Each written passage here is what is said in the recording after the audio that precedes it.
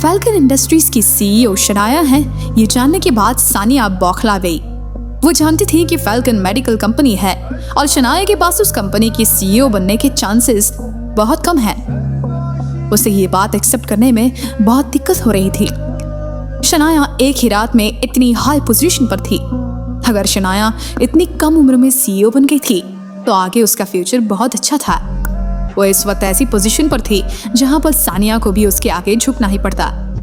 सानिया को ऐसा लग रहा था जैसे वो इस वक्त अपने सबसे सॉफ्ट टारगेट से हार गई थी। सानिया ने किसी तरह अपने आप को शांत किया। इस वक्त उसके पास गुस्सा करने का टाइम नहीं था। इस वक्त उसे ये सोचना था कि शनाया को वो पोजीशन कैसे मिली थी, अब वो क्या करने वाली थी।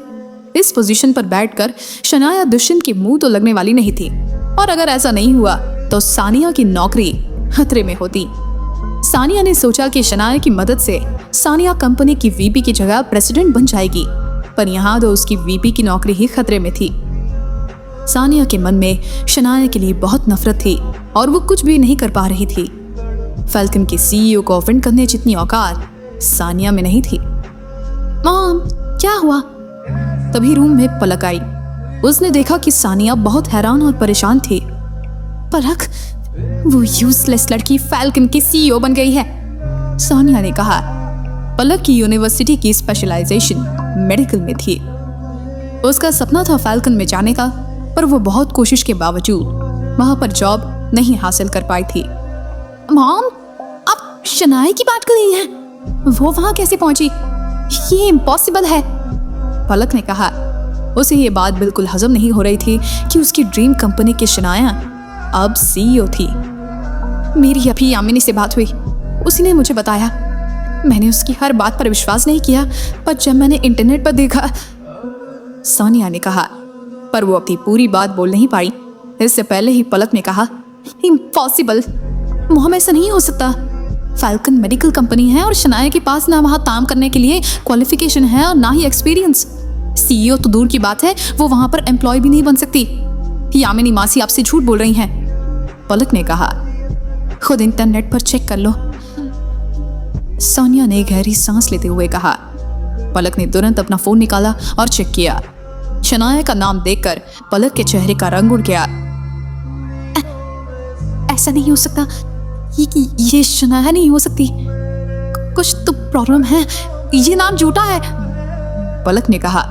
ये नाम झूठा नहीं है, मैं जानती हूँ इस बात पर विश्वास करना मुश्किल है, पर यही सच है। शनाया फैल्कन की सीईओ है, सानिया ने अफसोस के साथ कहा। मैं इस बात को नहीं मान सकती, नो, पलक ने कहा। पलक ने हमेशा से शनाया को नीचा दिखाने की कोशिश की थी, पर आज वो उनसे बहुत बेटर पोजीशन पर थी। ये मानकर पलक अपनी हार नहीं मान सकती थी। पलक के हिसाब से शनाया उस कंपनी की मैनेजर बनने के लायक भी नहीं थी, फिर वो सीईओ कैसे बन सकती थी? पलक, तुम मानो या ना मानो, पर यही सच है। शनाया अभी हमसे बहुत बेहतर पोजीशन पर है, सानिया ने कहा। इस वक्त उसने मान लिया था कि वो अब ग्रैंड होराइजन कंपनी की वीपी नहीं रहेगी। जब दुष्यंत को ये बात पता चलेगी तब वो भी शनाया का कुछ नहीं बिगाड़ पाएगा और अपना सारा गुस्सा सानिया पर उतारेगा। मॉम, मैं ये बात नहीं मान सकती, पलक ने कहा। मैं भी नहीं मानना चाहती थी, पर अब हम क्या कर सकते हैं? दुष्यंत मुझे जॉब से निकालने वाला है, अब जो है सब तुम पर है, पलक, सानिया ने कहा। मुझ पर? इसमें मैं क्या कर सकती हूँ? पलक ने कहा। मैं चाहती हूँ कि तुम फैल्कन इंडस्ट्रीज ज्वाइन करो, सानिया ने कहा। मतलब? पलक ने पूछा। तुम्हारा मेडिकल में स्पेशलाइजेशन है, फैल्कन एक मेडिकल कंपनी है और शनाया तुम्हारी कजिन है, फैल्कन की सीईओ भी है। वो सब कुछ परफेक्टली अलाइंड है। शनाया की मदद से तुम उस कंपनी में जॉब कर सकती हो, सानिया ने कहा। मॉम, मैं उस यूजलेस लड़की से कोई फेवर लेना नहीं चाहती, पलक ने कहा। उसने जब सोचा कि उसे अपनी ड्रीम कंपनी में जॉब मिल जाएगी तब वो खुश हुई, पर जब उसे एहसास हुआ कि उसे रोज शनाया को देखना पड़ेगा और उसकी बात माननी पड़ेगी तब उसे उदासी हुई। पागल मत बनो पलक, अभी ये सब सोचने की औकात रही है हमारी। मेरी जॉब जाने वाली है और शनाया सीईओ की पोजीशन पर बैठी है। अगर हमने अभी कुछ नहीं किया तो आगे चलकर हम कुछ भी कर पाएंगे, सोनिया ने समझाया। इसके अलावा अगर तुम वहां रहोगी तो शनाया पर नजर रख पाओगी, सोनिया ने कहा। पर क्या चौथ मिलने में शनाया मेरी मदद करेगी? पलक ने पूछा। शनाया उस कंपनी की सीईओ जरूर है, पर मेडिकल फील्ड के बारे में उसे कुछ नहीं पता। पर तुम्हें तो पता है, इसलिए तुम्हें जॉब मिल जाएगी, सानिया ने कहा। इसके अलावा सानिया के मन में कुछ और भी चल रहा था।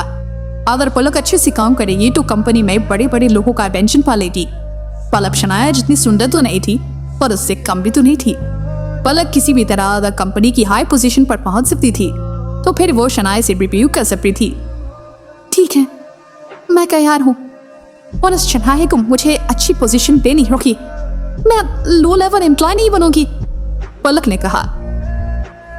ओके, सानिया ने कहा। अरे अगर वो नहीं मानी तो? पलक ने पूछा।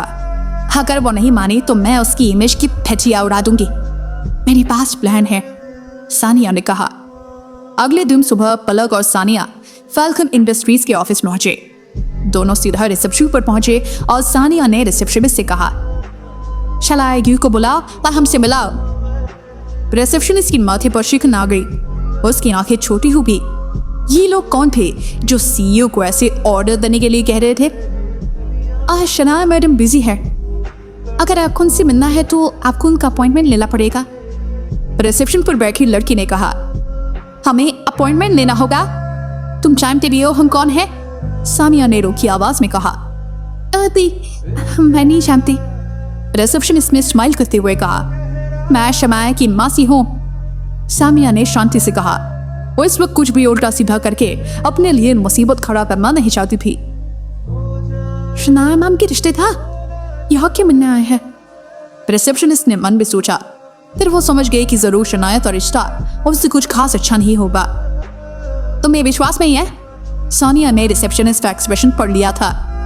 मैडम, इसमें विश्वास की कोई बात नहीं है, आप चाहे कोई भी हो, आपको शनाया मैडम से मिलने के लिए अपॉइंटमेंट देना ही पड़ेगा, रिसेप्शनिस्ट ने कहा। ये बोलते हुए रिसेप्शनिस्ट के चेहरे पर स्माइल थी, जिसे देखकर सानिया को बहुत गुस्सा आ रहा था। दरअसल यहाँ आने से पहले सानिया ने शनाया को कॉल किया था, पर शनाया ने उसे ब्लॉक किया हुआ था, इसलिए सानिया को पलक के साथ यहाँ आना पड़ा था। यामिनी भी ऑफिस आई। हेलो यामिनी मैडम, रिसेप्शनिस्ट ने यामिनी को रिस्पेक्टफुली ग्रीट किया। हेलो, यामिनी ने कहा। सानिया, तुम यहाँ क्या कर रही हो? पहले बता देती यहाँ आने वाली हो तो मैं तुम्हारे लिए अपॉइंटमेंट ले लेती, यामिनी ने कहा। यामिनी के तेवर देखकर सानिया हैरान थी। अपनी बेटी की पोजीशन की वजह से यामिनी की पर निकल आए थे। मुझे शनाया से मिलवाओ, सानिया ने रूखी टोन में कहा। क्यों, क्या तान है तुम्हें उससे? यामिनी ने तुरंत पूछा। तुम बस मिलवा दो, काम की बात मैं कर लूंगी, सानिया ने कहा। ठीक है, मैं तुम्हें लेकर चलती हूँ, पर वो तुमसे मिलेगी या नहीं इस बात की गारंटी मैं नहीं ले सकती। आखिर वो सीईओ है, उसे बहुत सारी काम होते हैं, यामिनी ने कहा और शनाया के केबिन की तरफ जाने लगी। इस लोग सब जानते थे कि वो शनाया की माँ है, इसलिए उसे किसी ने नहीं रोका। शनाया ने जब उन लोगों को देखा तब तो उसने सीधा खींचते हुए कहा, क्या प्रॉब्लम है? मैंने आपसे कहा था कि मुझे काम के टाइम पे कोई डिस्टर्ब नहीं करेगा। शनाया, साविया को तुमसे कुछ बात करनी है, यामिनी ने स्माइल करते हुए कहा। क्या बात है, जल्दी बोलो, शनाया ने कहा। शनाया, मैं चाहती हूँ कि तुम पलक को इस कंपनी में जाओ दो, सानिया ने कहा। तू इस कंपनी की सीईओ हो तो अब ऐसा मैं बोलना भी पुलिया नहीं कर सकती, सोनिया ने तुरंत ही कहा। क्या चाहती है आप पलक के लिए? शनाया ने पूछा। सोनिया खुश थी कि शनाया ने तुरंत मना नहीं किया और उसकी बात सुनने के लिए मामले थी। शनाया, पलक के पास मेडिकल में स्पेशलाइजेशन है, तो अगर वो फैल्कन में काम करेगी तो उसे अच्छा एक्सपोजर मिलेगा, सानिया ने कहा। पलक अभी ग्रेजुएट नहीं हुई है ना? शनाया ने सोनिया से पूछा। उससे क्या फर्क पड़ता है? पलक ने पूछा। फैल्कन का रूल था कि वो किसी अंडर ग्रेजुएट को जॉब नहीं देते, इसलिए शनाया ने उससे सवाल पूछा था।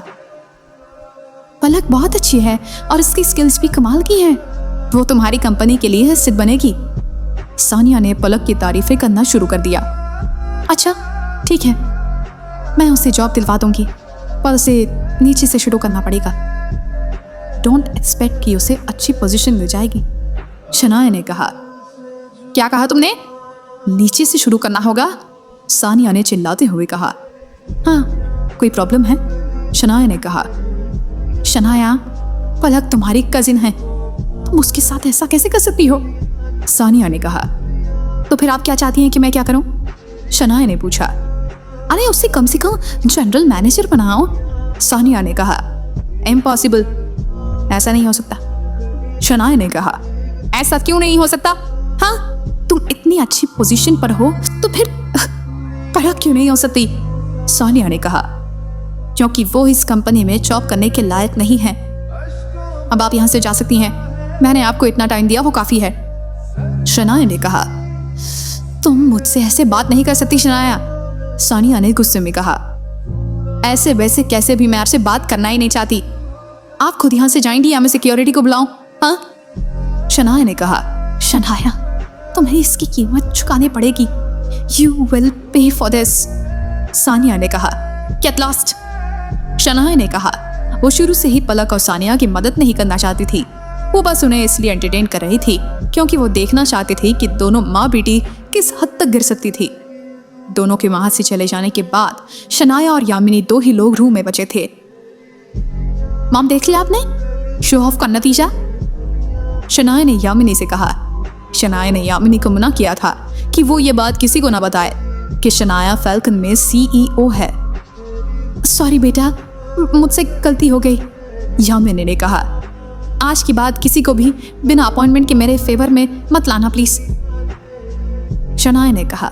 कुछ ही देर में लंच टाइम हो गया। आहान ने अपना लैपटॉप बंद किया और कैफे की तरफ चला गया। उसने चिराग को ढूंढा, पर इस वक्त चिराग ऑफिस की बिल्डिंग से बाहर था। आहान ने अपना खाना खा लिया और एक टेबल पर बैठ गया। कुछ देर बाद चिराग आहान के पास आया। चिराग के हाथ में एक कलरफुल पैम्फलेट था। आहान, एक तड़कती भड़कती न्यूज चाहिए तुम्हें? चिराग ने बहुत धीरे से पूछा। वो नहीं चाहता था कि सबका ध्यान उसकी तरफ आए। कैसे न्यूज? आहान ने पूछा। इस वक्त वो अपना खाना खाने में इतना ज्यादा बिजी था कि उसने ध्यान नहीं दिया। हमारी CEO शनाया मैनन के बारे में है, चिराग ने कहा। यह सुनकर आंखें आहान की बड़ी हो गई। उसने तुरंत चिराग के हाथ से पैम्फलेट लिया और कहा, इधर दिखाओ मुझे। आहान ने उस पैम्फलेट को ध्यान से पढ़ा और फिर चिराग से कहा, ये तुम्हें कहां से मिला? आहान के चेहरे पर हैरानी और परेशानी दोनों नजर आ रहे थे। कंपनी के बाहर से, चिराग ने कहा। आहान का एक्सप्रेशन देखकर चिराग ने पूछा, क्या बात है आहान, कोई प्रॉब्लम है? आहान ने चिराग के सवाल का कोई जवाब नहीं दिया, बल्कि एक और सवाल किया, और कितने पैम्फलेट्स हैं वहां पर? बहुत सारे। कंपनी के बाहर ऐसे बहुत सारे पैम्फलेट्स हैं। इतना ही नहीं, कोई उन्हें बिलबोर्ड पर भी लगा रहा है। ये सारी बातें सुनकर आहान का चेहरा उदास हो गया। वो नहीं जानता था कि ये सब कौन कर रहा था, पर उसे पता था कि इसके पीछे का मकसद शनाया की बदनामी था। आखिर उन पैम्फलेट्स में ऐसा क्या है और ये सब किसने किया है? चिराग समझ नहीं पा रहा था कि आहान के एक्सप्रेशन ऐसे क्यों हो गए थे। आहान, इन्हें देखकर कोई भी बता सकता है कि ये फेक हैं, चिराग ने कहा। एक काम करो, जाने दो इसे, चिराग ने कहा। चिराग जानता था कि आहान शनाया को पसंद करता था और शनाया की डिवोर्सी होने की न्यूज से आहान को बहुत बड़ा धक्का लगा था। आहान नहीं जानता था कि चिराग क्या सोच रहा है, और ना ही चिराग को पता था कि जिस नालायक लड़के की बात पैम्फलेट में लिखी हुई है वो आहान ही था। क्या तुम्हें पता है कि ये सब किसने किया है? आहान ने रूखी आवाज में कहा। आहान जानता था कि जिसने भी ये सब किया है वो उनके बारे में अच्छे से जानता था। पता नहीं, चिराग ने अपनी नाव में गर्दन हिलाई। पर हाँ, मैंने सुना है कि वो दोनों माँ बेटी है और शायद शनाया मैडम के रिलेटिव्स भी है। चिराग को जो पता था उसने बता दिया। रिलेटिव्स? आहान ने कुछ सोचा। वो समझ गया था कि ये सब सानिया और उसकी बेटी पलक ने किया होगा। शनाया ने मनाली में किसी को ऑफर नहीं किया था, इसलिए उसके दिमाग में ये दोनों ही आई। आहान ये भी जान गया था कि ये सब उस दिन की ब्लाइंड डेट की वजह से हो रहा था। आहान, क्या तुम्हें पता है कि ये सब किसने किया है? चिराग ने पूछा। आहान का चेहरा देखकर चिराग को लग रहा था कि जैसे उसके दिमाग में कुछ चल रहा है। आहान ने इस वक्त कुछ नहीं कहा। उसने पास ही कुछ लोगों से गुस्साने की आवाज सुनी। तुमने सुना शनाया मैडम डिवोर्सी हैं? यार, ये तो पूरा ऑफिस जानता है। उनका डिवोर्स इसलिए हुआ था क्योंकि उनका हस्बैंड घर जमाई था। अच्छा, दिस मेक्स सेंस नाउ। बिल्कुल, ऐसे इंसान के साथ कौन शादी में रहेगा? वो घर जमाई और साथ में एक मामूली सा एम्प्लॉय। एग्जैक्टली, शनाया मैडम के स्टेटस के साथ घर जमाई और मामूली एम्प्लॉय सूट नहीं होता। शनाया मैडम का स्टेटस हमेशा से ऐसा नहीं था। मतलब अरे मतलब ये कि शनाया मैडम डिवोर्स के बाद सीधा यहाँ आई थी और सीईओ बन गई। पर ऐसा होना कैसे पॉसिबल है? क्यों नहीं है? ऐसा होना पॉसिबल क्यों नहीं है? अरे अगर कोई किसी के साथ सोए तो वो कुछ भी करवा सकता है। सही बात है। आज से पहले इस कंपनी का सबसे छोटा सीईओ भी लगभग 40 साल का था। शनाया मैडम को सिर्फ अपने लेट 20s में ही ये मिला है। अगर ऐसा है तो फिर तो शनाया मैडम बहुत बेशर्म है। इन्फ्लुएंशियल बनने के लिए कोई अपने पति को कैसे छोड़ सकता है? सबकी ऐसी बातें सुनकर आहान को बहुत गुस्सा आ रहा था। जो लोग ये बातें कर रहे थे वो सब फैल्कन के एम्प्लॉयज ही थे। वो सब शनाया को पसंद नहीं करते थे क्योंकि वो अचानक से सीईओ बन गई थी। अब सानिया की हरकत ने आग में घी डाल दिया था, इसलिए सब अपनी जलन शनाया को बदनाम करके निकाल रहे थे। पर सच किसी को नहीं पता था और ना ही वो सच जानना चाहते थे। बस जो उनके मन में आता था वो शनाया के बारे में बोलते रहते थे। नहान ने उनसे आर्ग्यू करना ठीक नहीं समझा। वो जानता था कि उन लोगों से बात करने का कोई फायदा होने वाला नहीं था। उल्टा सब लोग उस पर चढ़ जाते। आखिर लोग उसी पर विश्वास करते हैं जो वो अपनी आंखों से देखते हैं। अगर आहान को ये प्रॉब्लम सॉल्व करनी थी तो पहले उसे सानिया से डील करना था और इससे पहले कंपनी में इस बात का फैलना रोकना था। चिराग, मेरी एक मदद करोगे? क्या तुम ये पता लगाओगे कि ये बात ऑफिस में कौन फैला रहा है? आहान ने पूछा। यह बात जरूर सानिया ने फैलाई थी, पर कंपनी में ऐसे बहुत सारे लोग थे जो शनाया को पसंद नहीं करते थे, इसलिए आज नहीं तो कल ये बात बाहर आनी ही थी। कुछ दिन पहले ही विपुल ने चिल्ला चिल्ला कर ऑफिस में ये बात बोली थी। तब सब एम्प्लॉयज इस बारे में नहीं जानते थे, पर अब सानिया की वजह से ये बात फैल गई थी। आहान ने सोचा कि अभी वो शनाया को हर खतरे से दूर कर सकता था। ठीक है आहान, मैं पता करता हूँ, चिराग ने कहा। चिराग को आहान पर आंखें बंद करके भरोसा था, इसलिए वो उससे ज्यादा सवाल नहीं करता था। चिराग जानता था कि आहान शनाया के लिए खड़ा होने वाला था, पर वो क्या करने वाला था ये चिराग नहीं जानता था।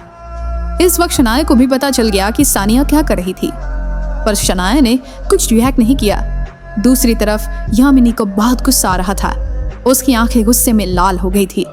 उसने टेबल पर हाथ पटकते हुए कहा, मुझे बहुत गुस्सा आ रहा है। वो ऐसा कैसे कर सकती है? This is too much now। इस वक्त यामिनी को सिर्फ इतनी चिंता थी कि किसी को ये ना पता चल जाए कि आहान और शनाया के बीच कोई रिश्ता है। सब ये तो जान गए थे कि शनाया डिवोर्सी है और उसका एक्स हस्बैंड एक नालायक घर जमाई था। मुझे सानिया से बात करनी ही होगी, यामिनी ने कहा। वो सानिया की ये हरकत नजरअंदाज करने वाली नहीं थी। क्या बात करेंगी आप उससे? शनाया ने रूखी आवाज में कहा। अरे इस सिचुएशन को हैंडल करूंगी, यामिनी ने थोड़ा कंफ्यूजन में कहा। इस सिचुएशन को हैंडल करने वाला क्या है? हाँ, ऐसा तो नहीं है ना कि मेरा डिवोर्स नहीं हुआ है? शनाया ने कहा। सानिया ने इस बात को बहुत बुरी तरह से फैलाया था और शनाया पर कीचड़ उछाला था, पर यह तो सच था कि शनाया डिवोर्सी है। हाँ, तुम डिवोर्सी हो, पर लोगों को यह जानने की जरूरत नहीं है शनाया, यामिनी ने कहा। क्यों? डिवोर्सी होना कोई शर्म की बात है क्या?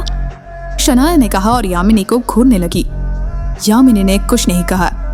कोई जरूरत नहीं सानिया से बात करने की, उन्हें जो करना है करने दो, शनाया ने कहा।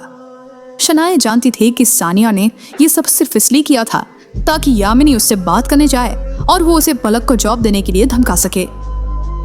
बस शनाया, ऑफिस में लोग तरह तरह की बातें कर रहे हैं, उसका क्या? हाँ, यामिनी ने परेशान होते हुए कहा। जिसे जो करना है करने दीजिए, शनाया ने कहा। अगर सानिया सोच रही थी कि ऐसी हरकत शनाया को उसके सामने झुकने पर मजबूर कर देगी तो वो सरासर गलत थी। कंपनी में आने से पहले शनाया इन सब अटैक्स के लिए तैयार थी। सानिया की वजह से ये सब बस अटैक्स जल्दी हो रहे थे और कुछ नहीं, वरना शनाया जानती थी कि आज नहीं तो कल उसे ये सहना ही पड़ेगा। इस वक्त सानिया और पलक एक दूसरे के आमने सामने रूम में बैठे थे। दोनों के चेहरे पर अजीब से एक्सप्रेशन थे। पलक की बेचैनी जब बढ़ती रही तब उसने सानिया से पूछा, मॉम, आपको क्या लगता है कि शनाया आएगी? आएगी, जरूर आएगी। अगर वो नहीं आई तो उसकी रेपुटेशन बर्बाद हो जाएगी, सानिया ने कहा, और अंदर से वो भी बहुत घबराई हुई थी। बदली हुई शनाया को जज करना उसके लिए मुश्किल था। वो नहीं जानती थी कि शनाया क्या कर सकती थी और क्या करने वाली थी। मॉम, क्यों ना हम पीछे हट जाएं और शनाया से एक बार फिर से बात कर ले, पलक ने कहा। नहीं, अब हम पीछे नहीं हट सकते, सानिया ने कहा। शनाया को हमारी बात माननी ही होगी, उसे तुम्हें जनरल मैनेजर बनाना ही पड़ेगा। जैसे ही सानिया ने अपनी बात पूरी की, उनके रूम के दरवाजे पर जोर जोर से खटखट होने लगी। खटखटाने की आवाज इतनी तेज थी कि दोनों माँ बेटी डर गए। कौन है? सानिया ने हड़बड़ाते हुए कहा। उसने मॉनिटर पर देखा, तब उसे दो जाने पहचाने चेहरे नजर आए। ये चेहरे कबीर और भाविक के थे। सानिया ने इन दोनों को रेड मैपल होटल में देखा था और ये आन की साइड थे। कुछ सोचने के बाद उसने दरवाजा खोल दिया। तुम्हें मेरे घर के बारे में कैसे पता चला? सानिया ने थोड़ा डरते हुए पूछा। हालांकि वो इस बात का जवाब जानते थे। दोनों के बैकग्राउंड ऐसे थे जिससे उसके घर का पता आसानी से लगाया जा सकता था। दरवाजा खोलने का कारण भी यही था। वो चाहे या ना चाहे, उसे उनकी बात सुननी ही पड़ेगी। हमें यह ब्रदर आहान ने भेजा है। कबीर ने सानिया के सवाल को अनसुना किया और अपनी बात कही। ब्रदर आहान? उस फटीचर को तुम इतनी इज्जत? सानिया ने कहा, पर भाविक ने उसे बीच में ही टोक दिया। ब्रदर आहान के बारे में कुछ भी बोलने की जरूरत नहीं है, भाविक ने रूखी आवाज में कहा। जब से कबीर और भाविक को पता चला था कि वो रोहित को मारने के बाद भी आराम से बच सकता था, तब से दोनों आहान की साइड हो गए। वो किसी की मुंह से आहान के बारे में कुछ गलत नहीं सुन सकते थे, भले ही वो सानिया ही क्यों ना हो। मैं नहीं बोल रही मैं कुछ, सानिया ने तुरंत कहा। दोनों को देखकर ऐसा लग रहा था जैसे अगर सानिया ने आहान के बारे में कुछ भी बोला होता तो वो उसे छोड़ेंगे नहीं, और आहान के लिए वो किसी मुसीबत में नहीं पड़ना चाहती थी। आगे से जो बोलो सोच समझ कर बोलना, भाविक ने कहा। तुम्हारे उस ब्रदर आहान ने तुम्हें यहाँ क्यों भेजा है? सानिया ने पूछा। सानिया आहान से नफरत करती थी, पर इस वक्त उसे किसी की बात सुननी थी। तुमने जो किया है उसकी सजा तुम्हें भुगतनी ही पड़ेगी, कबीर ने कहा। तुमने जो किया है उसकी सजा तुम्हें भुगतनी पड़ेगी? इसका क्या मतलब है? सानिया कंफ्यूज हो गई। ये कोई धमकी थी या वार्निंग थी? इस मैसेज से आहान क्या चाहता था? उसे ये मैसेज क्यों भेजना था सानिया को, और सीधा शनाया से माफी मांगने की बात क्यों नहीं की थी उसने? सानिया के मन में इस वक्त बहुत सारे सवाल थे। तुम्हें सब जल्दी समझ आ जाएगा, भाविक ने कहा और मुस्कुराने लगा। उन्हें पहले से पता था कि सानिया को इस बात का मतलब समझ नहीं आएगा। जल्दी समझ आ जाएगा। अब तो सानिया और उलझ गई थी। उसे समझ नहीं आ रहा था कि आहान उसके साथ कौन सी पहेलियां बुझा रहा था। कबीर और भाविक ने सानिया को ज्यादा सवाल पूछने का मौका नहीं दिया और वहां से चले गए। सानिया के चेहरे पर उलझन और परेशानी साफ नजर आ रही थी। वो कुछ देर वहीं खड़ी रही और फिर दरवाजा बंद करके अंदर चली गई। उसे भाविक और कबीर की बात का मतलब तो समझ नहीं आया था, पर वो इतना जान गई थी कि आहान कुछ ऐसा करेगा जिसकी वजह से उसे शनाया से माफी मांगनी ही पड़ेगी। पर क्या वो सानिया नहीं जानती थी? सानिया ने अपने मन को शांत किया। तभी उसके फोन की घंटी बजी। तुमने फिर से कोई कांड किया है ना? अब किसे ऑफेंड कर आई हो तुम बाहर? सामने से बहुत गुस्से में आवाज आई। सानिया एकदम से डर गई। नहीं अभी मैंने कुछ नहीं किया है, मैं तो घर पर ही हूँ, सानिया ने तुरंत बात टालते हुए कहा। ये कॉल सानिया के पति कपिल का था। अरे बकवास मत करो, कपिल ने चिल्लाते हुए कहा। मेरा होटल सील हो गया है और तुम कह रही हो कि तुमने कुछ नहीं किया, कपिल ने कहा। वो इतने गुस्से में था कि उसकी आवाज कांप रही थी। ये बात सुनकर सानिया के चेहरे का रंग उड़ गया और फीका भी पड़ गया। कैसे? ये चल क्या रहा है? सानिया ने सिंसियरली पूछा, जैसे उसे कुछ पता ही नहीं था। तुम मुझे क्या पूछ रही हो? हाँ, मैं जब ऑफिस में बैठा था तब कुछ लोग आए थे और उन्होंने बोला कि मेरे होटल में कुछ प्रॉब्लम है और उसे सील करके चले गए, कपिल ने कहा। सेक्रेटरी रमेश को कॉल किया तुमने? हाँ, सानिया ने पूछा। उनकी होटल में जब पहले कोई प्रॉब्लम आई थी तब सेक्रेटरी रमेश ने उनकी मदद की थी। तुम्हें क्या लगता है कि मैंने उन्हें कॉल नहीं किया? वो कब से मेरा फोन नहीं उठा रहे हैं, कपिल ने कहा। आज तक जब भी उन्हें मदद की जरूरत पड़ी थी रमेश ने हमेशा फोन उठाया था और तुरंत मदद भी की थी। कपिल की बात सुनकर सानिया को लगा कि अब बात शायद बहुत बिगड़ गई थी। उसे नहीं लगा कि आहान इसमें कुछ कर सकता था, पर फिर भी उसे आहान पर शक हो रहा था। हो सकता है सेक्रेटरी बिजी हो, सानिया ने कहा। अरे तुम्हारा दिमाग खराब है क्या? वो इतने बिजी कैसे हो सकते हैं कि मेरा कॉल ना उठाएं? आज तक हुआ है ऐसा कभी? कपिल ने रूखी आवाज में कहा। कपिल को लग रहा था कि सानिया अब भी सिचुएशन की सीरियसनेस को नहीं समझ रही थी। कोई उनके परिवार को नुकसान पहुंचाना चाहता था और उसने रमेश को भी अपनी तरफ ले लिया था। बहुत सोचने के बाद कपिल को समझ आया कि जरूर सानिया ने कुछ किया होगा। उसने पहले ही बाहर बहुत लोगों को ऑफेंड किया था, जिसकी वजह से उन्हें प्रॉब्लम फेस करनी ही पड़ी थी। उधर सानिया सिर्फ आहान के बारे में और कबीर और भावे की धमकी के बारे में सोच रही थी। वो जानती थी कि अब सिचुएशन उसके हाथ से निकल चुकी थी। कपिल, वो आज बाहर मेरा किसी के साथ झगड़ा तो हुआ था, सानिया ने कहा। सानिया जानती थी कि अब ये बात छिपाने से कोई फायदा नहीं है। जब कपिल को आहान के बारे में पता चलेगा तब क्या होगा? अब आई ना सच्चाई तुम्हारी जुबान पर। बताओ क्या किया तुमने? कपिल ने पूछा। वो दरअसल आज सुबह सोनिया ने फैल्कन के ऑफिस में जो हुआ वो सब कपिल को बता दिया। उसने एक भी बात नहीं छिपाई थी। कि क्या कहा तुमने? शनाया फैल्कन की सीईओ है? और तुम पलक के लिए उससे हाई पोस्ट जॉब मांगने गई थी? तुम जानती हो ना पलक हाई प्रोफाइल जॉब के लिए तैयार नहीं है, कपिल ने कहा। कपिल, एक तो वो शनाया रातों रात सीईओ बन गई और मेरी बेटी को अच्छी जॉब भी नहीं दे रही थी, तो मैं क्या करती? सानिया ने कहा। इडियट, चुप रहती और क्या? एक तो तुमने उससे फेवर मांगा और जब उसने मना किया तब उसे ऑफेंड कर दिया। अरे वो फैल्कन की सीईओ है, तुम्हें समझ नहीं आता? कपिल ने चिल्लाते हुए कहा। मैंने जो किया पलक के लिए किया, सानिया ने कहा। शराब, कपिल ने कहा। अबे जाओ और शनाया से माफी मांगो, कपिल ने कहा। उससे माफी मांगे से कुछ नहीं होगा, सोनिया ने कहा। उसके शब्द लड़खड़ा रहे थे। उसने अब तक कबीर और भाविक के बारे में उसे नहीं बताया था।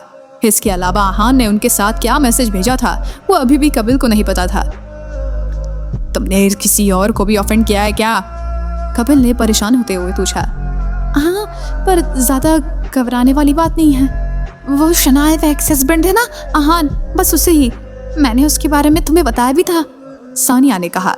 सानिया ने कपिल से शादी हो जाने के बाद यामिनी से कांटेक्ट बहुत कम कर दिया था, पर वो उसके बारे में सारी खबर रखती थी। ओ घर लवाई, उसका इस बात से क्या लेना देना है? कपिल ने पूछा। अभी तो लड़के आए थे। सानिया ने कबीर और भाविक के साथ हुई पूरी बात बताई। तुमने जो किया है उसकी सजा तुम्हें भुगतनी पड़ेगी, कपिल दांत पीसते हुए कहने लगा। इस वक्त कपिल को सानिया पर बहुत गुस्सा आ रहा था। वो शुरुआत से जानता था कि ये सब क्यों हुआ था, फिर भी वो कपिल को बातों में गोल गोल घुमा रही थी। कपिल, मैं उनसे शिमला में मिली थी, वो किसी काम का नहीं है, वो कुछ नहीं कर सकता है, तभी तो यामिनी का घर जमाई है, पर अभी उसके पास कुछ अलग ही पावर्स हैं। मुझे तो गड़बड़ लग रही है, सोनिया ने कपिल से कहा। इसमें गड़बड़ क्या हो सकती है? इसने कहा घर जमाई में कोई पावर्स नहीं हो सकती, कपिल ने कहा। अब उसे समझ आ गया था कि ये सब आहान की वजह से हुआ था। मतलब? सानिया ने पूछा। मतलब को छोड़ो तुम, मैं नहीं जानता तुम्हें शनाया से क्या प्रॉब्लम है, पर अभी तुम शनाया के पास जाओ और उससे माफी मांगो, कपिल ने सानिया को वार्न किया।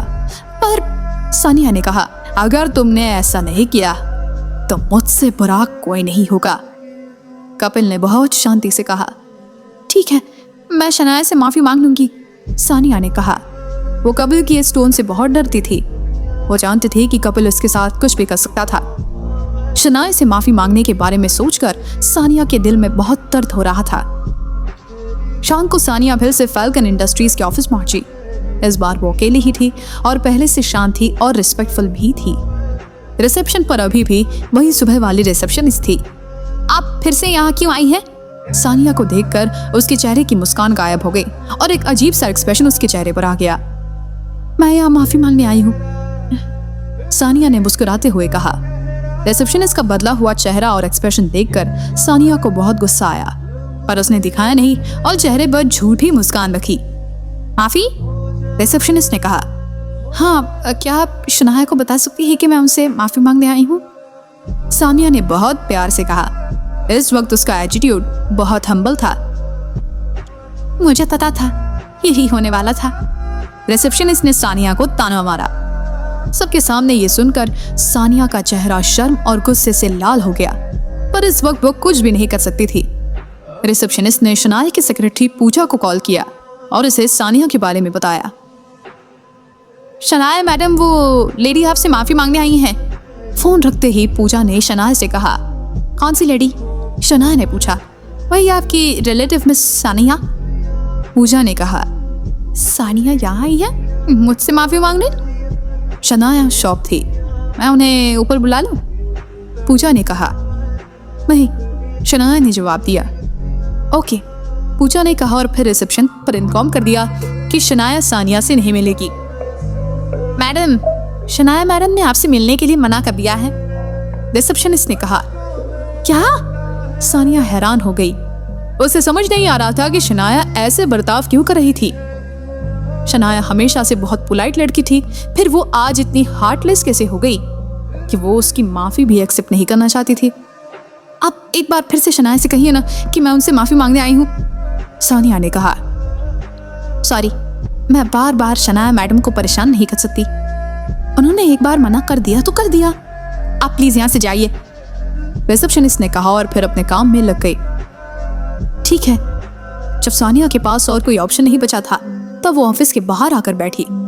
जब उसने कपिल को ये बात बताई तब कपिल ने उससे कहा, जो करना है करो, पर शनाया से माफी जरूर मांगो। इस वक्त वो शनाया की माफी की डेस्परेट नीड में थी। ये शनाया अपने आप को समझती क्या है? इतना एटीट्यूड किसी काम का नहीं है। माफी मांगना जरूरी है, इसलिए मैं ये सब बर्दाश्त कर रही हूँ, सानिया ने कहा। इसके बाद सानिया ने फैसला किया कि वो ऑफिस की बिल्डिंग के बाहर शनाया का वेट करेगी, पर आज उससे माफी मांग कर रहेगी। शनाया मैडम, वो अभी भी ऑफिस के बाहर वेट कर रही हैं। पूजा ने ऑफिस आवर्स खत्म होने के बाद शनाया से कहा। बैक गेट पर कार बुलाओ, शनाया ने कहा और फिर वहां से चली गई। ऐसे ही 3 दिन बीत गए। सानिया रोज शनाया का इंतजार करती थी, पर शनाया उससे मिलने के लिए बिल्कुल तैयार नहीं थी। यामिनी जो ये सब देख रही थी बहुत हैरान थी। उसे विश्वास नहीं हो रहा था कि उसकी बेटी ऐसा कर रही थी। शनाया इतना पत्थर दिल कैसी हो गई, यामिनी ने मन ही मन में सोचा। ऑफिस में भी सबको पता था कि क्या हो रहा है। बहुत जल्दी सबको ये भी पता चल गया था कि ये वही औरत थी जिसने पैम्फलेट्स छपवाए थे। पूजा की वजह से सबको ये भी पता चल गया था कि सानिया वहां अपनी बेटी के लिए जॉब मांगने आई थी। सबको एहसास हुआ कि शायद सानिया को अपनी गलती का एहसास हो गया था और अब शनाया से माफी मांगने आई थी, पर शनाया उससे मिलना नहीं चाहती थी। सबने ये भी सोच लिया था कि शायद अपनी बेटी को जॉब दिलवाने के लिए सानिया ने झूठी अफवाह फैलाई थी। ऑफिस में अभी भी बातें हो रही थी, पर अभी टारगेट शनाया नहीं बल्कि सानिया थी। सारा सच जानने के बाद सबकी नजर में शनाया सही और सानिया गलत थी। फिर चौथे दिन यामिनी ने शनाया से फाइनली पूछा, शनाया, सानिया इतने दिनों से तुमसे मिलना चाहती है, एक बार उनसे मिल लो। यामिनी जानती थी कि जो सानिया ने किया था वो माफी के लायक नहीं था, पर फिर भी सानिया उनकी कजिन थी। उसे उसके लिए बुरा लग रहा था। यामिनी चाहती थी कि शनाया भले ही उसे माफ न करे, पर एक बार उससे मिल तो सकती है। शनाया भी सानिया का ये रवैया देखकर हैरान थी। उसे नहीं लगा था कि सानिया उससे माफी मांगने के लिए इस हद तक जाएगी। सानिया को देखकर कोई बता सकता था कि वो माफी मांगने के लिए कितने बेचैन हो रही थी। शनाया को समझ नहीं आ रहा था कि सानिया ऐसा क्यों कर रही थी। बहुत सोचने के बाद शनाया ने पूजा से कहा, सानिया को ऊपर बुला। ओके मैडम, पूजा ने कहा और तुरंत रिसेप्शन पर फोन कर दिया। कुछ देर में सानिया ऑफिस में पहुंच गई। दिन भर की धूप की वजह से सानिया के चेहरे का रंग बिगड़ गया था। उसके बाल बिखर गए थे। वो पहले जितना एलिगेंटली तैयार होती थी, आज उसका बिल्कुल उल्टा लग रही थी। शनाया को देखते ही सानिया रोने ही वाली थी। सिर्फ वो जानती थी कि इन दोनों में उसे कितनी तकलीफ हुई थी। यहाँ वो दिन भर ऑफिस के बाहर शनाया का इंतजार करती थी और घर जाकर कपिल उससे झगड़ा करता था। इतने दिनों में सिर्फ सानिया का होलिया ही नहीं बल्कि उसका मन भी बदल गया था।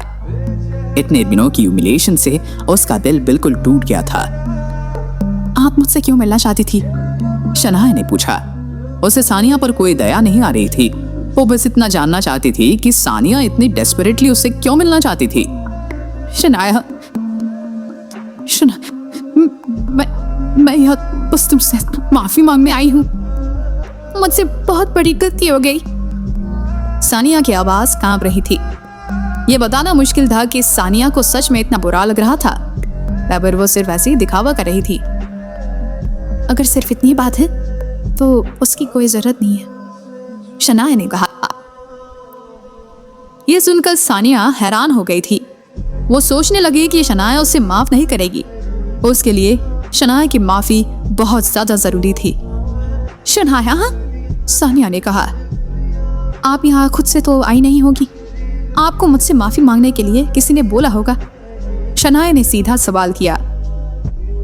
आहान, तुम्हें इसके बारे में नहीं पता? सानिया हैरान थी। ये सब कुछ आहान ने किया था और शनाया को इसके बारे में नहीं पता था। ऐसा कैसे हो सकता है? शनाया ने कुछ नहीं कहा, पर उसके एक्सप्रेशन से सानिया समझ गई थी कि उसे इस बारे में कुछ नहीं पता था। आहान, यामिनी ने कहा। शनाया जितनी शांत थी, यामिनी उतनी ही हैरान थी। सानिया, आहान चाहता था कि तुम शनाया से माफी मांगो, यामिनी ने कहा। यामिनी इस वक्त बस आहान का नाम ही नहीं सुनना चाहती थी और उसे वहीं सुनना पड़ा। हाँ, उसी ने बोला, सानिया ने कहा। उसने तुमसे शनाया से माफी मांगने के लिए कहा और तुम मान गई? यामिनी ने पूछा। उसने मेरे पति का होटल सील करवा दिया है, सानिया ने कहा। उसके कहने का मतलब साफ था। उसने आहान की बात सिर्फ कपिल की वजह से मानी थी। अगर उसने आहान की बात नहीं मानी होती तो कुछ भी हो सकता था। क्या? उसने तुम्हारे पति का होटल सील करवा दिया? यामिनी अब भी बहुत गहरे शौक में थी।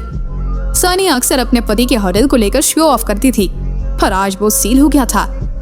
होटल सील करवाने वाला कोई और इंसान नहीं है बल्कि वो नालायक आहान है।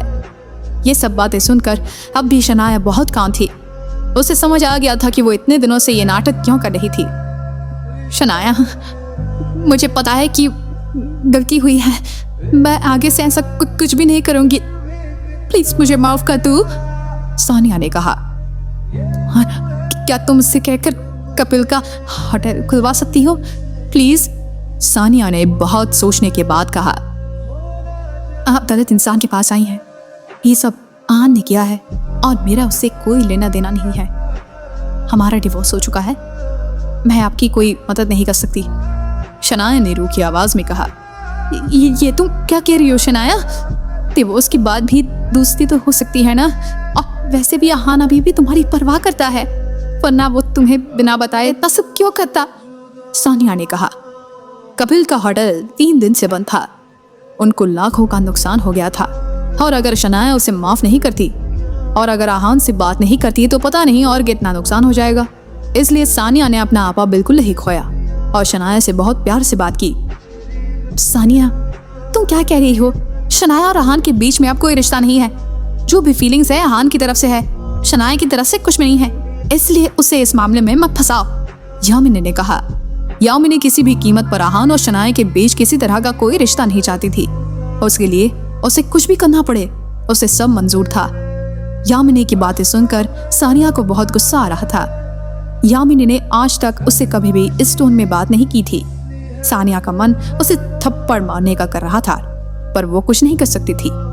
सानिया को समझ नहीं आ रहा था कि अब वो इस सिचुएशन को कैसे हैंडल करेगी। अच्छा, आप अब जाइए यहाँ से, शनाया ने कहा। ये सुनकर सानिया के एक्सप्रेशंस बदल गए। क्या शनाया उसे माफ नहीं करेगी या फिर उसने उसे माफ कर दिया? सानिया को कुछ समझ नहीं आ रहा था। मैं आपका होटल का इशू सॉल्व कर दूंगी।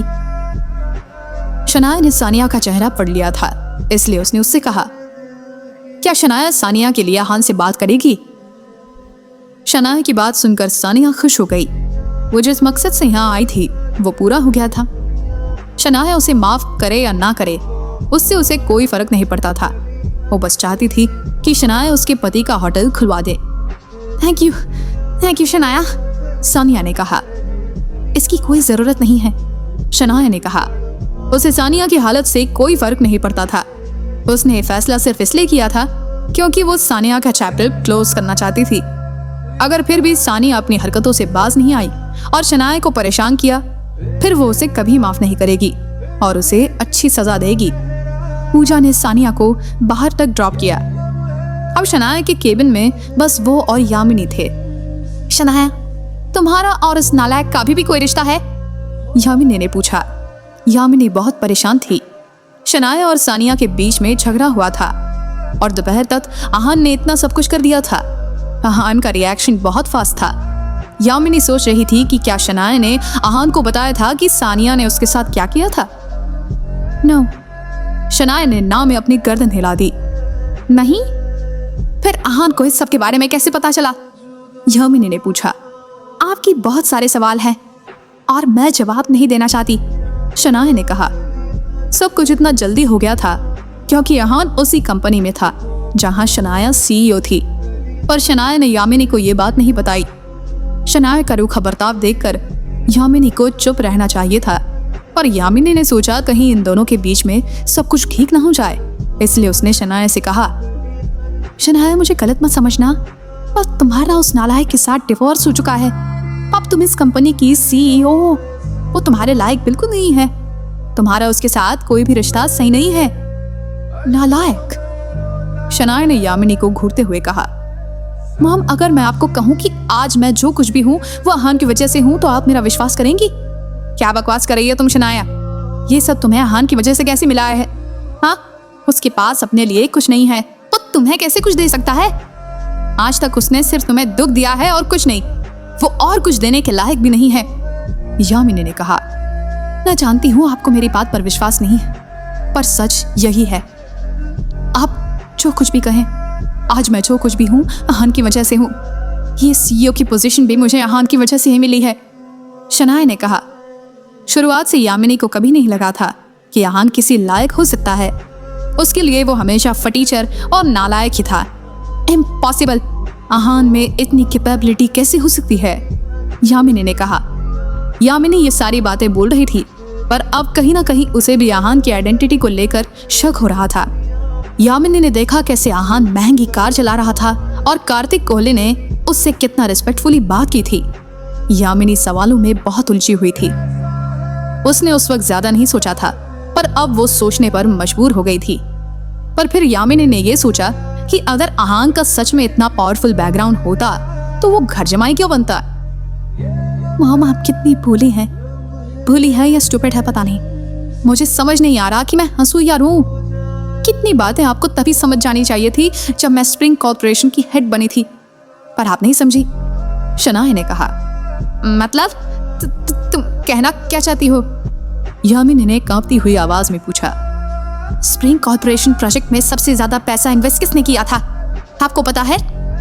शनाया ने यामिनी के सवाल का सीधा जवाब नहीं दिया, बल्कि उससे एक और सवाल पूछा। हाँ, रायजादा फैमिली ने, यामिनी ने कंफ्यूज होते हुए कहा। वो सोच रही थी कि इस सब का उनकी बात से क्या लेना देना है। आपने कभी सोचा है रायजादा फैमिली ने इतने सारे पैसे यहाँ शिमला जैसे छोटे शहर के प्रोजेक्ट पर क्यों लगाए? वो तो कहीं भी इन्वेस्ट कर सकते थे और कितना भी कमा सकते थे, फिर स्प्रिंग कॉर्पोरेशन ही क्यों? शनाया ने यामिनी से पूछा। अब यामिनी भी सोचने पर मजबूर हो गई। शनाया जो बात कह रही थी वो बहुत लॉजिकल और सही थी। यामिनी के माथे पर पसीना आ गया। उसे कुछ भी समझ नहीं आ रहा था। मॉम, आपको एक बात और बताऊं? आहान का सरनेम रायजादा है, शनाया ने कहा। यह सुनकर जैसे यामिनी के सर पर आसमान गिर गया। उसका पूरा शरीर कांपने लगा और वो धड़ाम से जमीन पर बैठ गई। रायजादा फैमिली? आहान रायजादा? आहान रायजादा? यामिनी के दिमाग में इस वक्त बस यही दो शब्द चल रहे थे। वो आज तक जिसकी इतनी बेइज्जती कर रही थी वो कोई और नहीं बल्कि रायजादा फैमिली का बेटा आहान रायजादा था। और सिर्फ बेटा ही नहीं, रायजादा फैमिली का अगला हेड था। यामिनी को तुरंत पछतावा होने लगा। सच पता चलने के बाद उसका चेहरा लाल हो गया और उसके पेट में दर्द होने लगा। अगर उसे ये पहले पता होता तो वो आहान के साथ ऐसा कभी नहीं करती, बल्कि वो उसे पूछती और उसका बहुत आदर सम्मान करती। यामिनी को इतना गुस्सा आ रहा था कि वो अपने आप को थप्पड़ मारने लगी। उसे अपने लिए बहुत रिग्रेट हो रहा था। इतना अमीर आदमी उसका घर जमाई था, पर उसने उसकी रिस्पेक्ट नहीं की। अगर उसे एक मौका मिल जाता तो वो ऐसा फिर कभी नहीं करती। शनाया, क्या अब तुम्हारे और आहान के बीच में कुछ हो सकता है?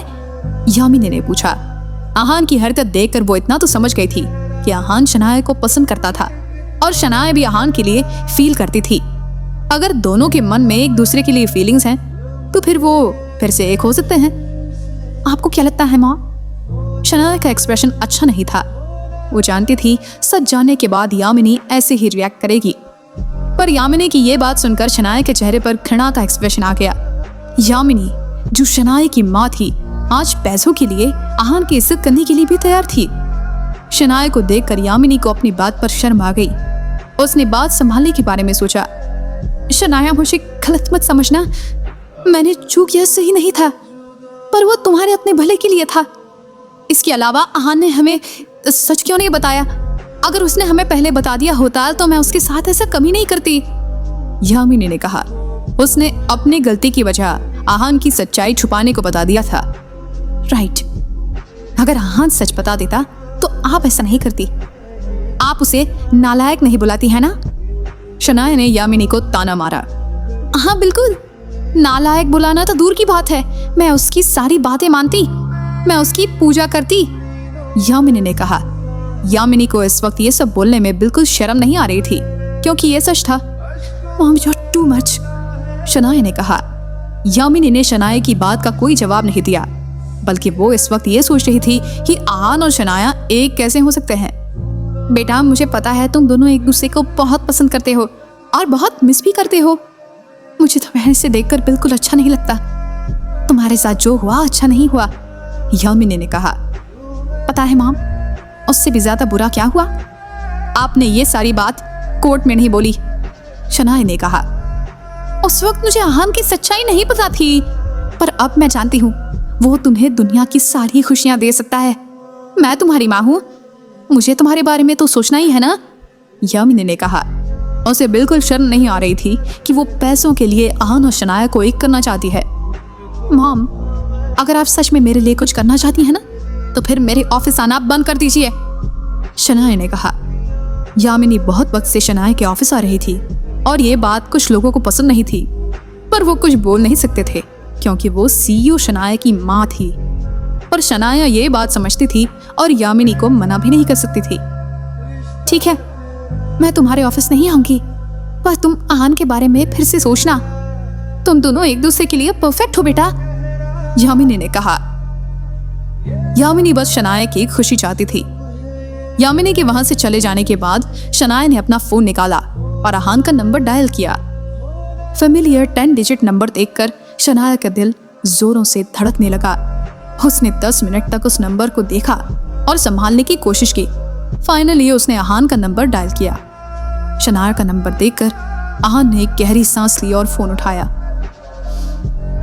हेलो, आहान ने कहा। हेलो आहान, तुम कहाँ हो? शनाया ने पूछा। उसने बहुत मुश्किल से अपने आप को शांत किया। ऑफिस में, आहान ने कहा। वो सानिया के मैटर के लिए सॉरी, तुम्हें प्रॉब्लम हुई होगी, शनाया ने कहा। नहीं, प्रॉब्लम की कोई बात नहीं थी, वो बस एक फोन करने की देरी थी, आहान ने कहा। आहान, वो आज ऑफिस आई थी, उन्होंने मुझसे माफी भी मांग ली, उन्हें अपनी गलती का एहसास हो गया है, शनाया ने हिचकिचाते हुए कहा।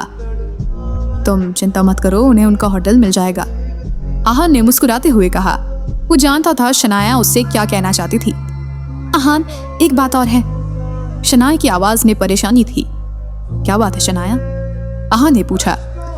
मॉम तुम्हारी सच्चाई जानती हैं, मैंने उन्हें बता दिया कि तुम रायज़ादा फैमिली से हो, तो हो सकता है कि वो तुम्हें कुछ दिनों में परेशान करे, शनाया ने कहा।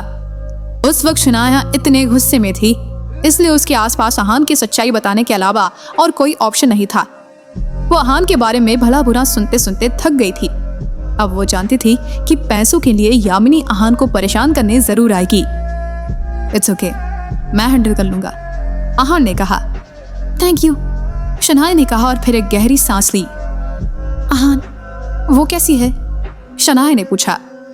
वो अब ठीक है, कुछ दिन उसने हॉस्पिटल में आराम किया, उसे डिस्चार्ज मिल गया है। आहान जानता था कि शनाया हिमानी के बारे में बात कर रही थी।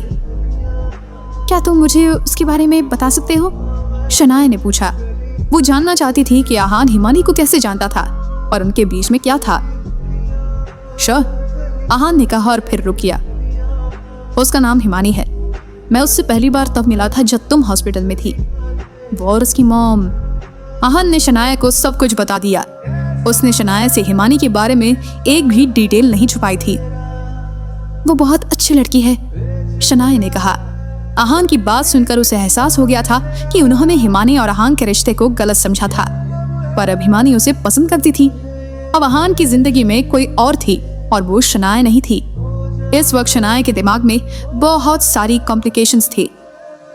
आहान, उसका ख्याल रखना, शनाया ने कहा और फिर फोन रख दिया। आहान सोच रहा था कि वो शनाया और हिमानी के बीच में कैसे फंस सकता है। जब वो ये सब सोच रहा था तभी उसके पास रक्षित का कॉल आया। आहान, मैंने तुम्हें गोल्ड आर्मर सेक्ट के बारे में बताने के लिए कॉल किया है, रक्षित ने कहा। कहो, आहान ने पूछा। चंदन के बेस को डिस्ट्रॉय कर दिया गया। इसके अलावा जो भी इस हमले में जिम्मेदार थे उन्हें 10 साल के लिए मार्शल प्रिजन में सजा सुनाई गई है, रक्षित ने कहा। 2 दिन पहले गोल्ड आर्मर सेक्ट के लीडर ने बताया था कि सबके पीछे चंदन का हाथ था। ये सब भी हो गया? आहान ने शौक में पूछा। उसे नहीं पता था कि वॉर अलायंस इस मामले को इतने अच्छे से हैंडल करेगा। चंदन एक मार्शल आर्ट एक्सपर्ट था, इसलिए आहान को लगा कि शायद उन्हें कोई फैसला लेने में वक्त लगे। ये सब इतना सिंपल नहीं है आहान जितना नजर आ रहा है। चंदन सिर्फ एक मार्शल आर्टिस्ट नहीं बल्कि गोल्ड आर्मर सेक्ट के लीडर का भाई भी है, रक्षित ने कहा। और अगर चंदन ये ब्लेम नहीं लेता तो गोल्ड आर्मर सेक्ट बर्बाद हो जाता, रक्षित ने कहा। आहान, इस वक्त ये सब तो हो गया, पर चंदन ने अभी तक ये नहीं बताया कि उसे किसने भेजा था। वो बस एक ही बात कहना था कि उसमें और तुम में बहुत फर्क है, रक्षित ने कहा। ऐसा कौन है जो आहान को अपने आप से कम समझता है? मैंने उससे कभी नहीं मिला, ना ही उसके बारे में ज्यादा सुना है, फिर भी वो ये बात बोल रहा है। बहुत अजीब बात है, आहान ने कहा। वॉर अलायंस श्योर था कि इन सब के पीछे मास्टरमाइंड चंदन नहीं था, कोई और था जो उसे ऑर्डर दे रहा था। वो गोल्ड आर्मर सेक्ट का एक बहुत अहम हिस्सा था। वॉर अलायंस सिर्फ एक एक्सटर्नल फोर्स था और चंदन के पीछे किसी बहुत अमीर इंसान का हाथ था। आहान को थोड़ा अंदाजा था कि वो कौन हो सकते हैं, पर फिर भी आहान कुछ नहीं कर सकता था। उनके पावर्स आहान से भी ज्यादा खतरनाक थे।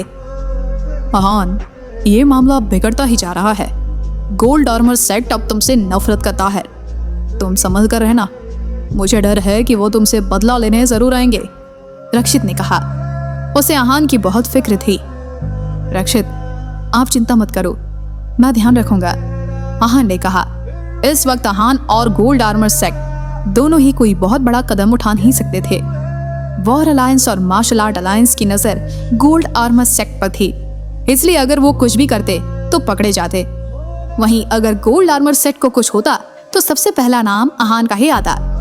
ये सिचुएशन पहले से ही बहुत बिगड़ी हुई थी। ना वॉर अलायंस में शांति थी और ना ही गोल्ड आर्मर सेक्ट में। सिचुएशन और भी ज्यादा बिगड़ गई जब गोल्ड आर्मर सेक्ट का हेड और चंदन का भाई रणधीर आया। सबकी बहुत सारी कंप्लेंट्स थी।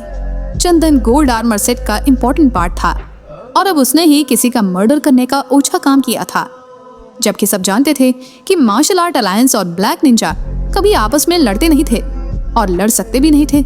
ये उनके रूल्स के खिलाफ था और चंदन ने ये रूल तोड़ा था। अब सब लोग रणधीर से इसका जवाब चाहते थे। जब रणधीर गोल्ड आर्मर सेट के ट्रेनिंग हॉल में पहुंचा तब सब लोग उसका इंतजार कर रहे थे। वो जानता था कि लोग उससे क्या पूछना चाहते हैं, इसलिए उसने उनकी तरफ नहीं देखा और सीधा प्राइवेट हॉल में चला गया। इस वजह से बहुत सारे लोगों को बहुत बुरा लगा। उन्हें लगा था कि रणधीर उनके सवालों का जवाब देगा, पर उसने ऐसा नहीं किया और मुंह छिपाकर चला गया। इस वक्त रणधीर के पास ये सोचने का वक्त नहीं था कि कौन उसके बारे में क्या सोच रहा है। इस वक्त उसे सबको संभालने से ज्यादा जरूरी है दूसरे काम करना। प्राइवेट हॉल में आने के बाद रणधीर एक दीवार की तरफ मुंह करके खड़ा हो गया और कुछ बोलने लगा। तभी उस दीवार से एक सीक्रेट दरवाजा खुला। रणधीर उसमें घुसा और फिर तेज स्पीड से एक टनल को पार किया। उसने इस बात का ध्यान रखा कि उसका कोई पीछा कर रहा था और कोई उसके पीछे था। इसके बाद वो एक गुफा के पास पहुंचा और उसके सामने खड़ा हो गया। बहुत सोचने के बाद वो अंदर गया और ध्यान से बैठ गया। जब वो ध्यान में था तब वहां एक काला साया आया। क्या सिचुएशन है? उस काले साए ने पूछा। इस सवाल के साथ रणधीर ने अपनी आंखें खोली और कहा, कुछ तो बड़ी गड़बड़ है। एक स्टेज 2 मार्शल आर्टिस्ट को मारने के प्लान में भला क्या गड़बड़ हो सकती है? काले साए ने मुंह बनाते हुए कहा। वो स्टेज 2 पर नहीं है, रणधीर ने धीरे से कहा। अब तक उन्हें लग रहा था कि यहाँ एक स्टेज 2 का मार्शल आर्टिस्ट है। स्टेज 2 पर नहीं है तो फिर क्या वो मार्शल आर्ट एक्सपर्ट है?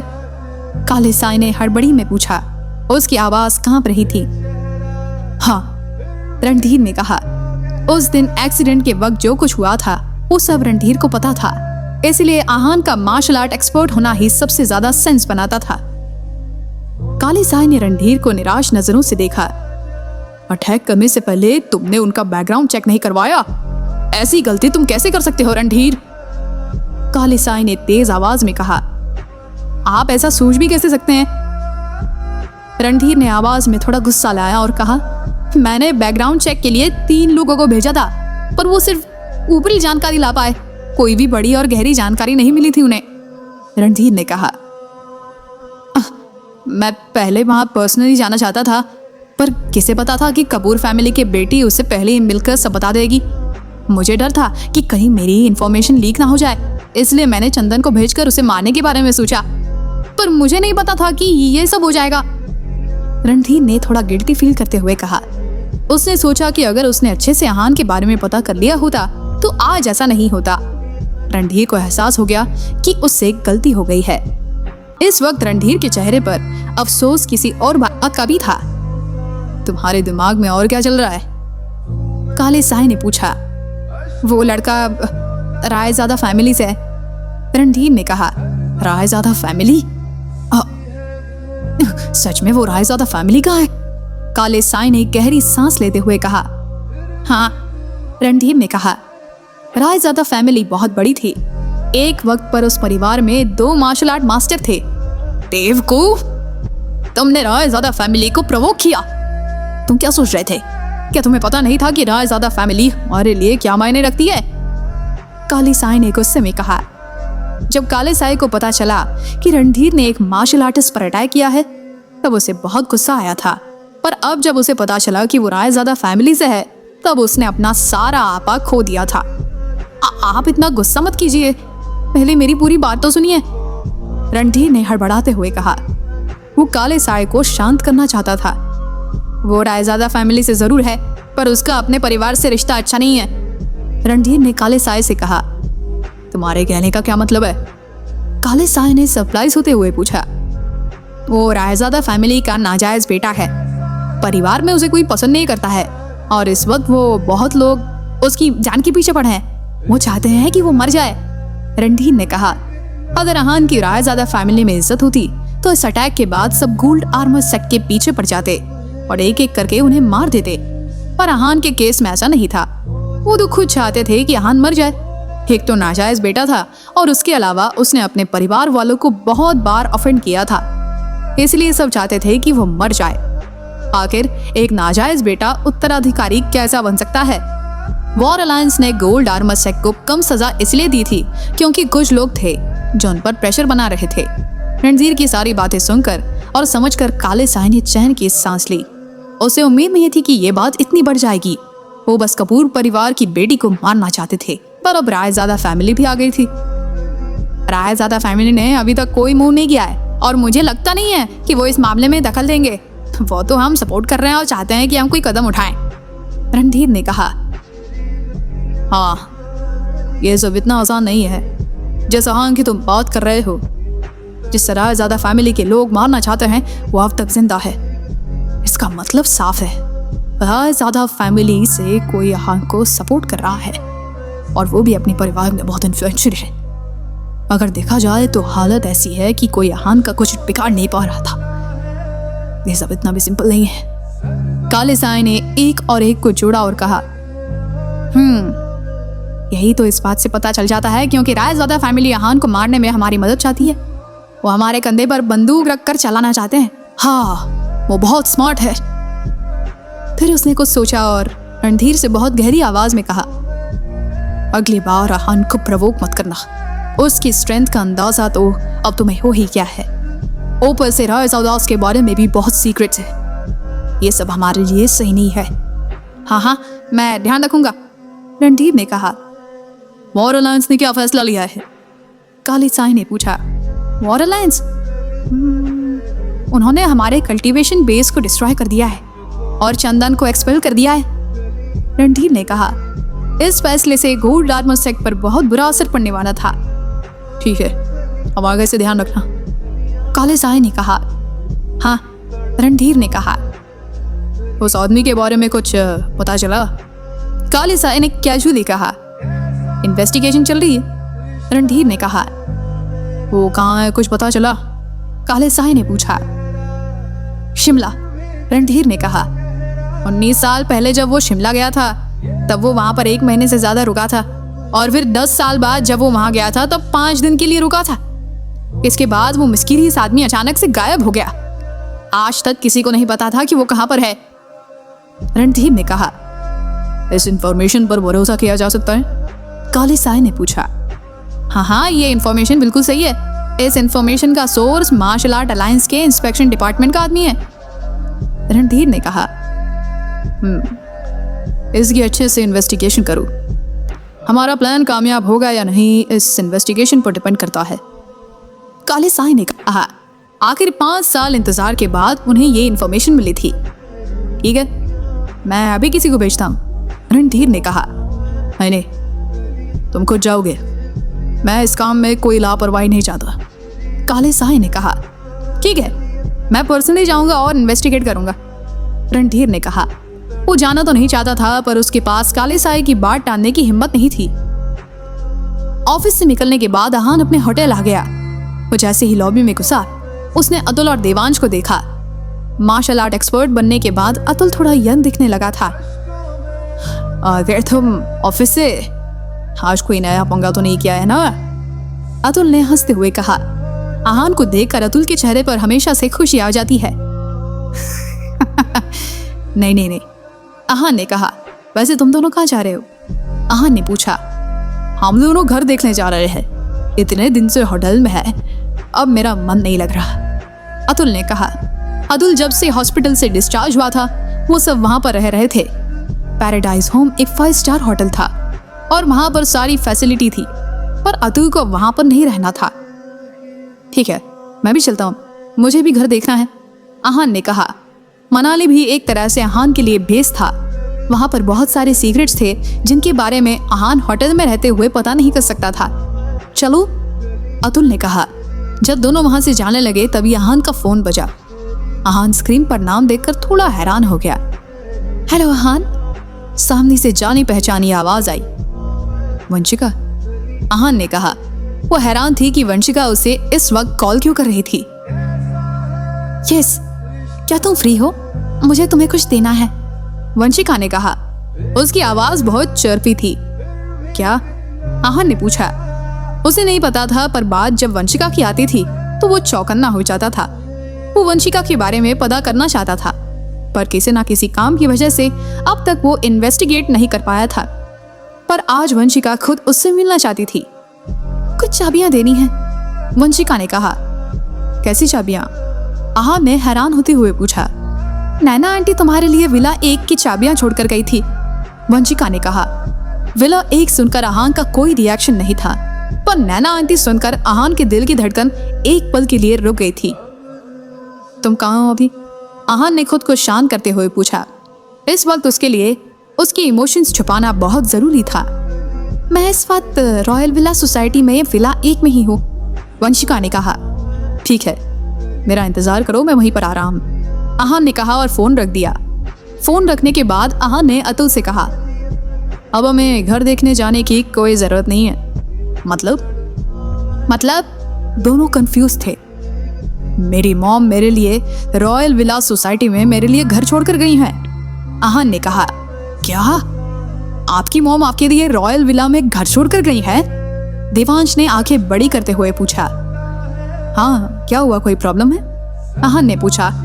यंग मास्टर, वो एरिया बहुत पॉश है, वहां पर घर होना बहुत बड़ी बात है, देवांश ने कहा। आहान अपनी माँ के बारे में ज्यादा कुछ नहीं जानता था, इसलिए वो भी बहुत हैरान था। उसके हिसाब से उसकी माँ एक बहुत साधारण औरत थी, फिर उनके पास इतना महंगा घर कैसे आया?